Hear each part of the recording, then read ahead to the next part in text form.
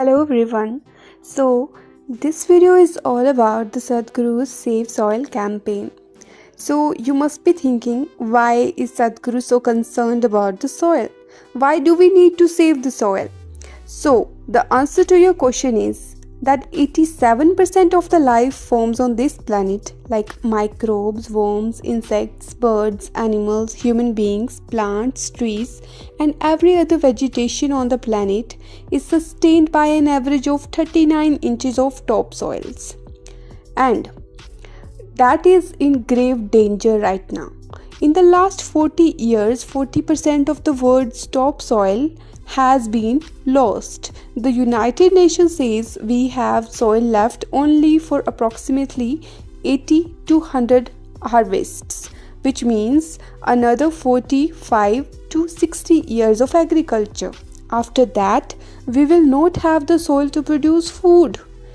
You can imagine the suffering that will unfold in the world.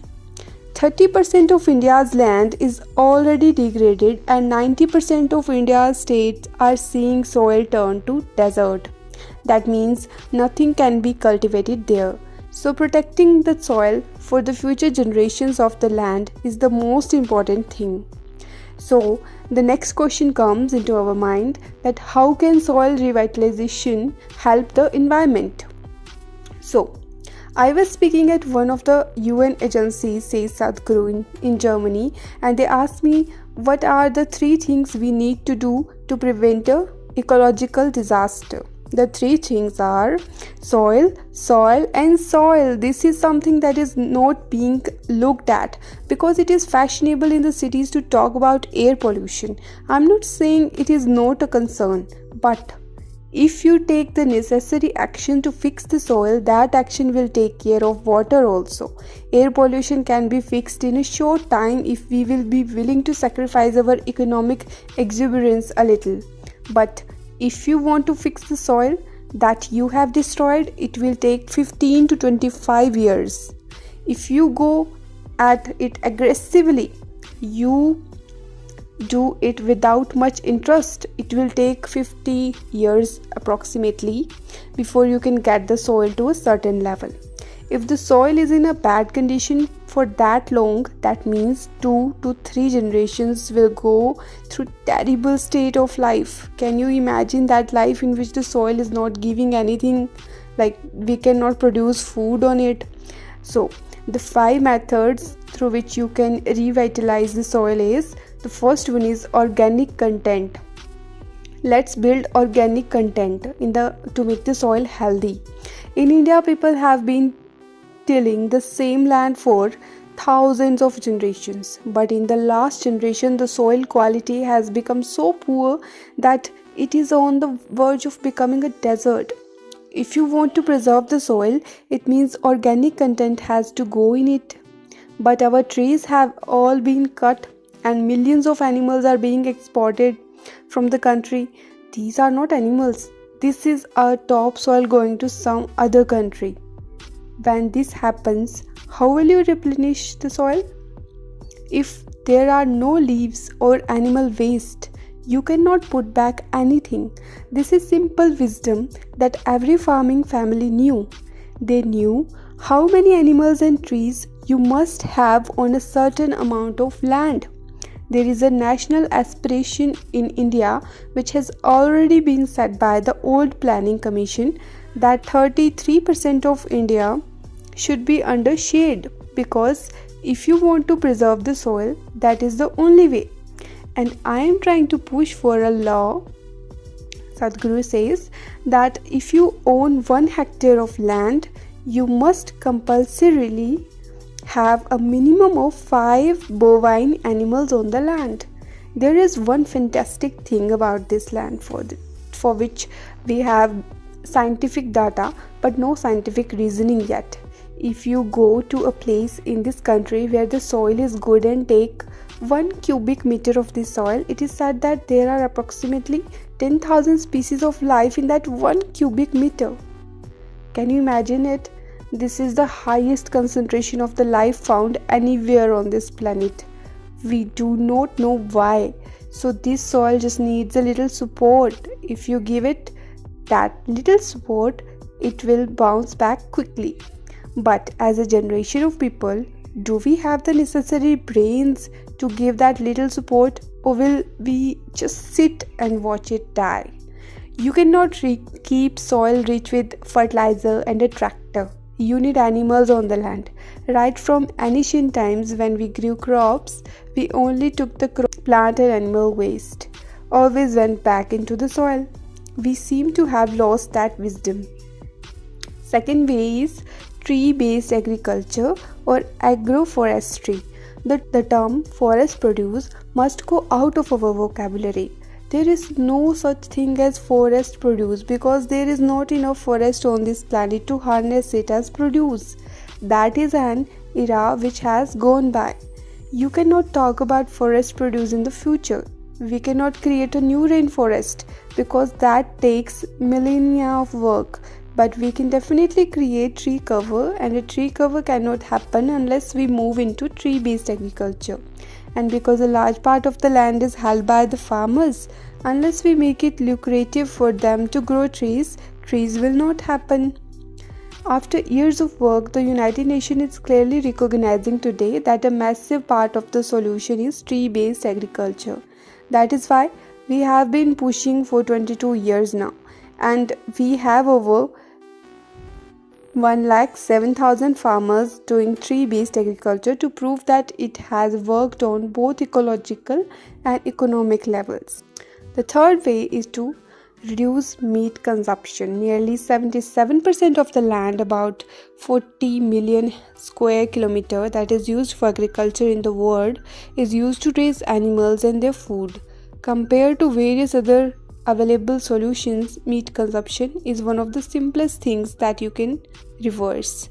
If you reduce your meat consumption by 50%, 20 million square kilometers of land on this planet will become available for tree-based agriculture.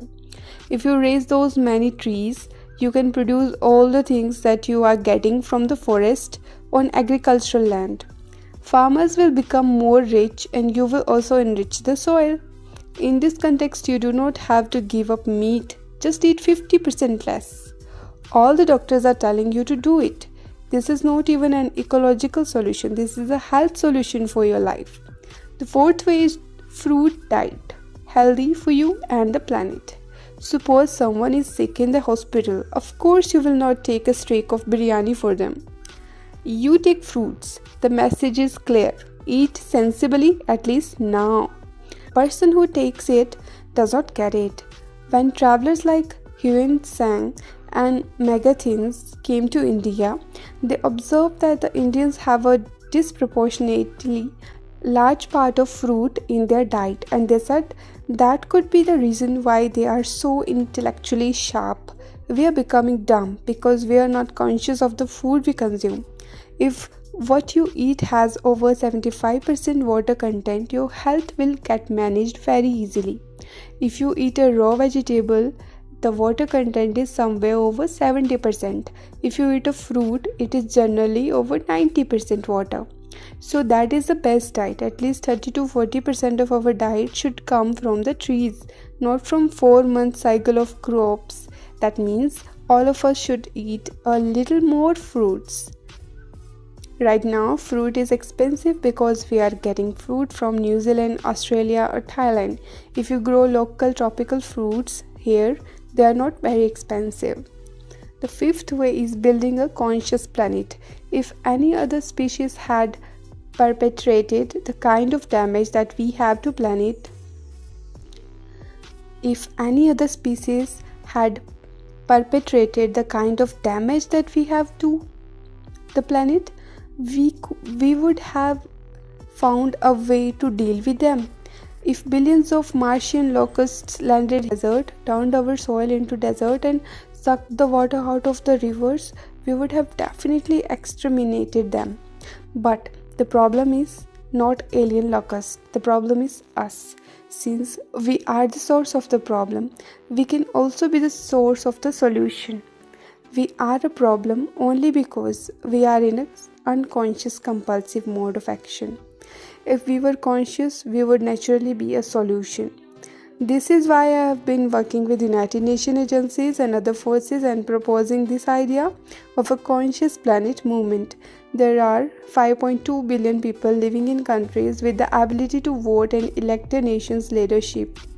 We are looking at how to get at least 3 billion people on board so that ecological issues become issues that elect governments.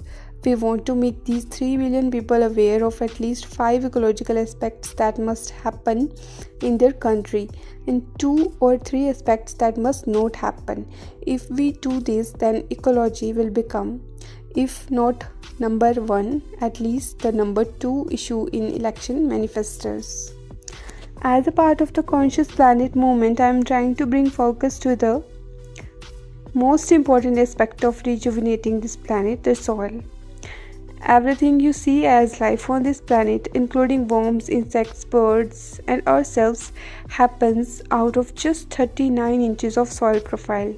The real damage is happening to this topsoil, which sustains every life that we know. If we can ensure the soil is organically rich and healthy, the planet will be capable of regenerating itself and we will be able to manage the other problems. To a large extent now, over 95% of the global population have absolutely no awareness of the ecological disaster building up around them. Ecological awareness is confined only to a small segment of people, and even among them, the idea of the ecology is largely limited to using less water while showering or turning off the tap while brushing teeth. It is wonderful that people are conscious about what they are using. But this is not a comprehensive ecological solution. Only when ecology becomes an election issue, it will be government policy, and only then there will be large budgets allocated to the solutions manifest. So, I hope that you people are going to do something, are going to learn something which Satguru wants to tell you, and you will surely make a better planet and save the soil campaign. And please spread this message, share this video so that everybody can know about it. And thank you so much. Love you all.